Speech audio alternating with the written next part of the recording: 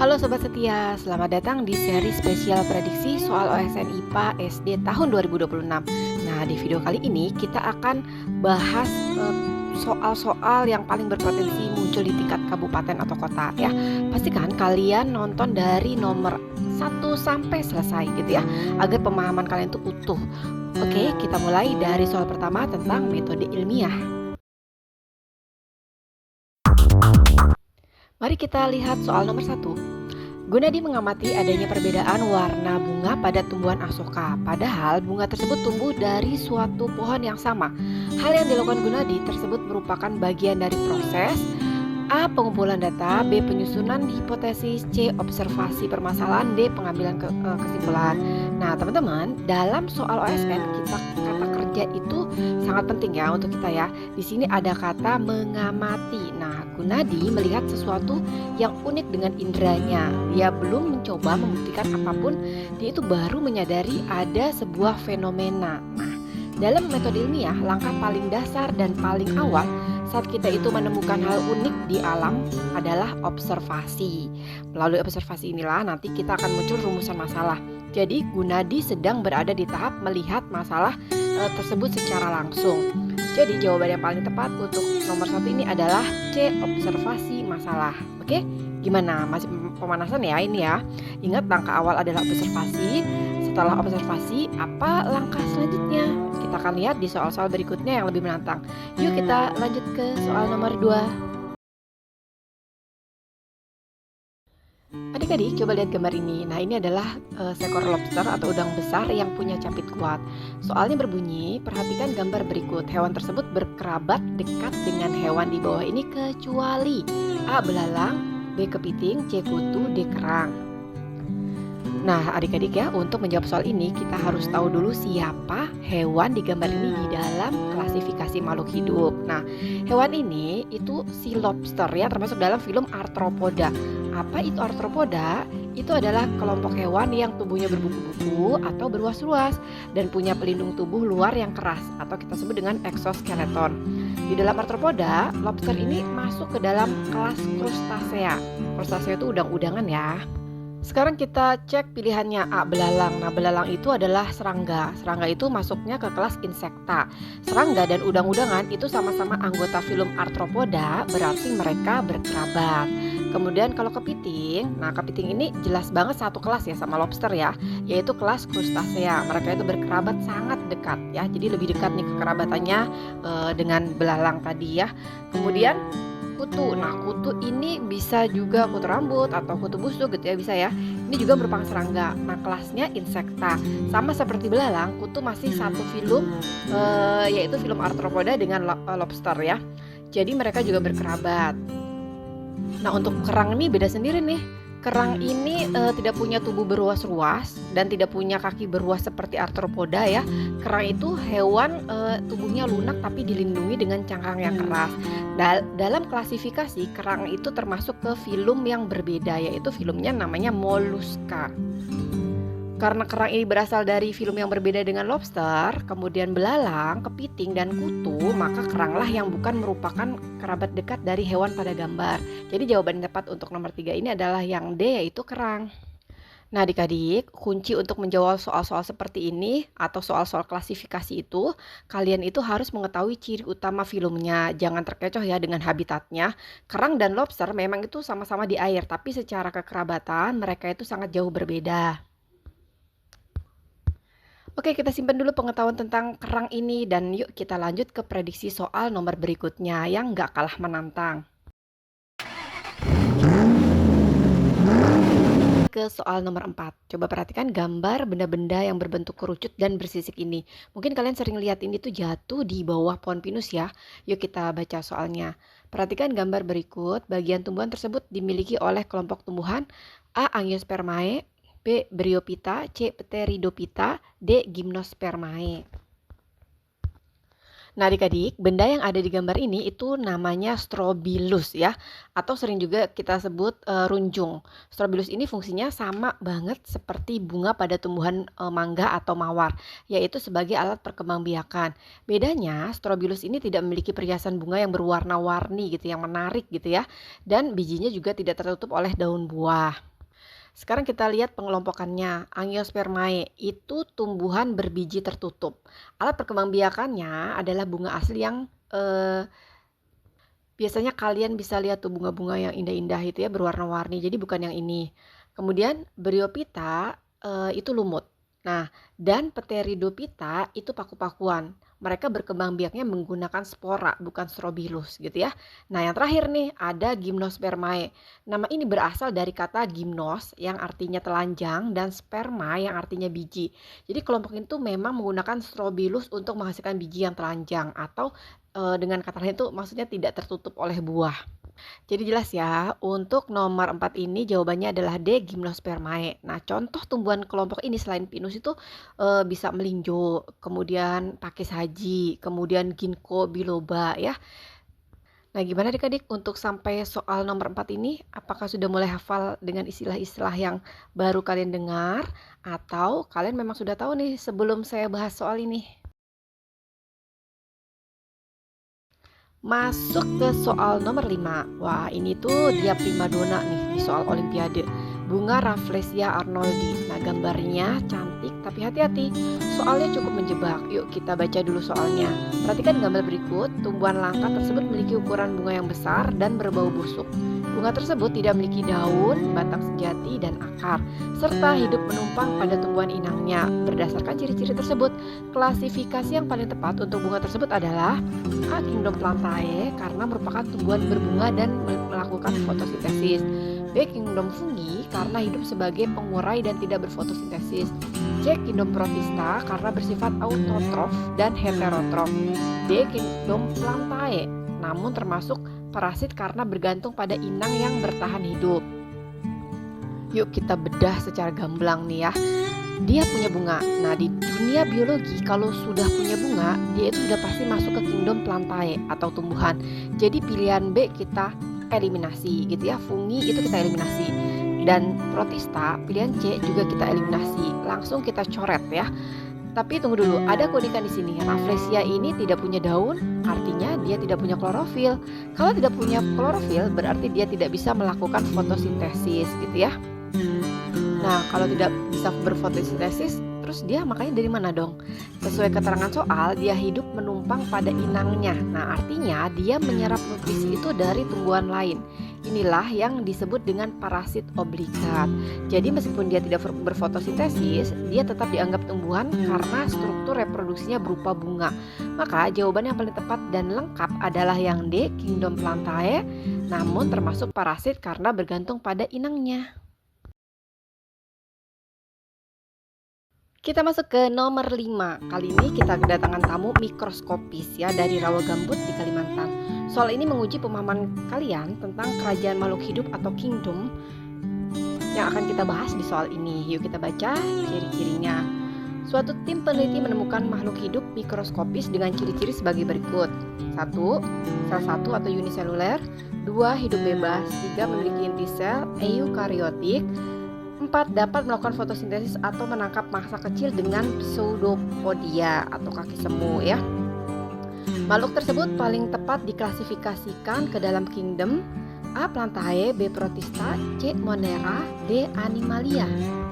Seperti sebelumnya, kita bedah satu persatu ya. Pertama, dia punya inti sel. Artinya dia kelompok eukariotik. Karena punya inti sel, maka pilihan C yaitu Monera langsung gugur ya. Karena Monera seperti bakteri itu tidak punya inti sel atau prokariotik. Yang kedua, dia hanya satu sel. Nah, karena kalau dia itu cuma satu sel tapi sudah punya inti, maka dia tidak bisa masuk ke plantae atau tumbuhan atau animalia atau hewan gitu ya, yang rata-rata tubuhnya tersusun dari banyak sel atau kita sebut dengan multiseluler. Ciri yang paling spesifik itu adalah dia bisa fotosintesis seperti tumbuhan, tapi dia juga memakan pakai kaki semu seperti hewan. Nah, inilah ciri khas dari kingdom Protista. Protista itu sering disebut juga kerajaan buangan atau alternatif ya, karena anggotanya ada yang mirip tumbuhan, ada juga yang mirip hewan, dan ada juga yang mirip jamur gitu ya. Jadi contoh makhluk di soal ini tuh kemungkinan besar adalah kelompok amuba atau euglena.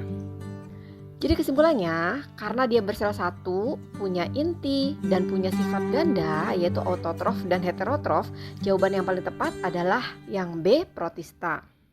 Nah adik-adik, gimana? Seru kan dunia mikroskopis itu?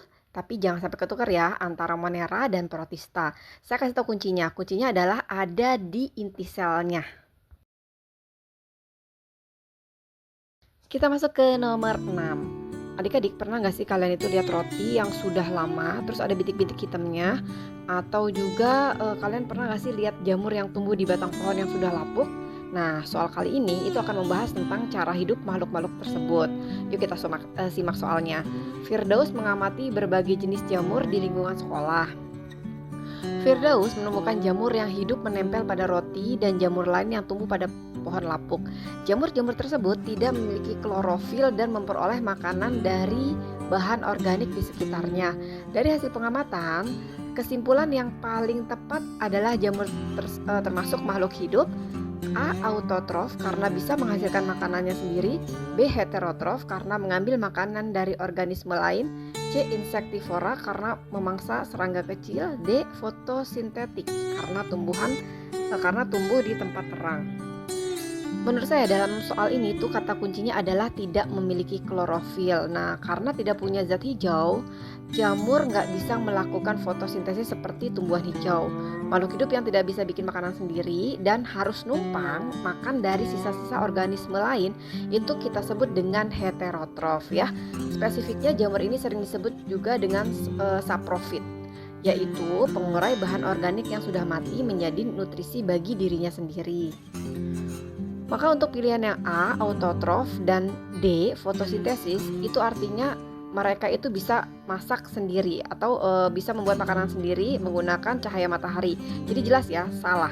Karena jamur itu nggak punya klorofil. Kemudian yang C, insektivora, itu kan pemakan serangga, seperti kantung semar. Jamur ini tidak makan serangga seperti itu ya. Jadi karena jamur itu mendapatkan makanan dengan cara menyerap nutrisi dari roti atau pohon yang lapuk ya, organisme lain lah ya, maka jawaban yang tepat adalah yang B, heterotrof. Masuk ke soal nomor 7. Tumbuhan talas memiliki lapisan lilin pada bagian daunnya yang bertujuan untuk A. Mengurangi transpirasi, B. Mengurangi gutasi, C. Meningkatkan transpirasi, D. Mengurangi gutasi. Sebelum saya menjawabnya, saya akan menjelaskan sedikit ya tentang transpirasi dan gutasi. Untuk transpirasi, yaitu pada pilihan A dan C, ini adalah proses penguapan air dari jaringan tumbuhan. Lapisan lilin bersifat kedap air, jadi tugasnya itu bukan meningkatkan ya, tapi menghalangi air keluar secara berlebihan ya. Kemudian gutasi, ini adalah pengeluaran air dalam bentuk tetesan di tepi daun. Biasanya pagi hari melalui hidat kuda. Lapisan lilin tidak berpengaruh langsung pada proses ini. Jadi, karena lapisan lilin ini berfungsi sebagai mantel atau pelindung agar tumbuhan tidak kehilangan terlalu banyak air, jawabannya adalah yang A, mengurangi transpirasi. Kita masuk ke nomor 8 yaitu mengenai materi pembuluh darah. Nah, materi pembuluh darah ini itu sering menjebak karena ada aturan khusus untuk pembuluh yang menuju dan meninggalkan paru-paru. Kita lihat yuk soalnya. Pembuluh darah berikut membawa darah yang banyak mengandung karbon dioksida atau CO2 kecuali pilihan jawabannya A. Vena cava superior, B. Vena cava inferior, C. Vena pulmonalis, dan D. arteri pulmonalis.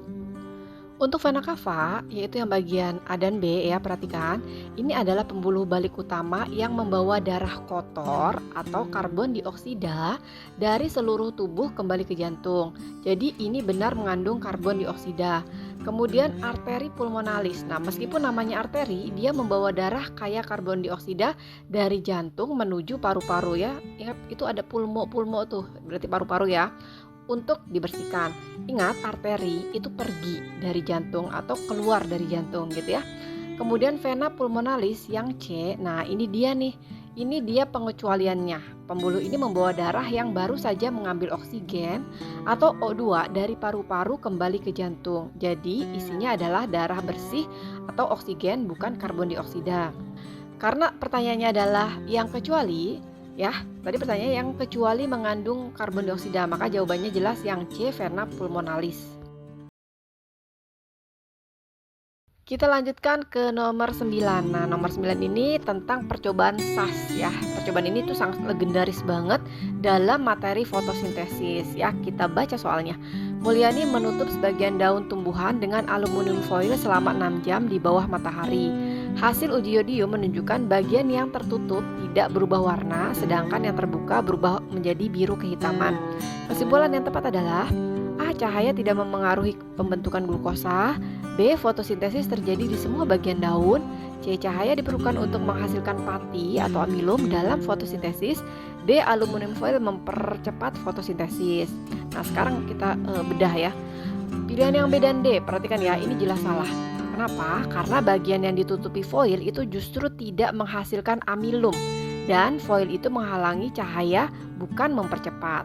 Kemudian kita lihat pilihan yang A. Justru ya, pilihan cahaya tidak mengaruhi pembentukan glukosa ini salah. Justru sangat berpengaruh. Buktinya bagian yang tidak kena cahaya matahari atau ditutup foil itu tidak menunjukkan adanya amilum, gitu ya. Nah, kemudian untuk uji iodium tadi, perubahan warna menjadi biru kehitaman itu menandakan adanya amilum atau pati. Nah, bagian yang terbuka atau kena matahari itu bisa berfotosintesis dan menghasilkan amilum. Makanya warnanya berubah ya.